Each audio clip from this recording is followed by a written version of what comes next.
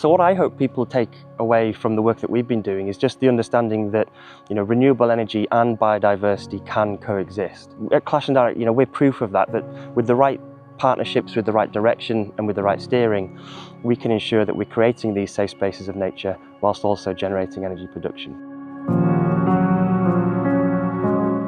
10-year milestone involves myself and the wind farm, because I started just after the construction phase began. It then developed into an industrial facility which is integrated very nicely into the landscape. We promote the wind farm as often as we can because it is quite remote and almost invisible to the passing public. So over the next 10 years, from the habitat management side of things, we've got the broadleafs that we planted, and we'll be monitoring them. We'll be keeping an eye on peat restoration, and we've got the open moorland we've got to maintain.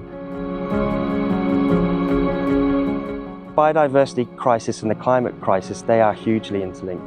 And we, as a renewable energy provider, we have a responsibility to lead by example. We look to develop solutions that not just benefit society, but also benefit biodiversity. And it's absolutely our belief that both biodiversity and energy production can coexist and go hand in hand.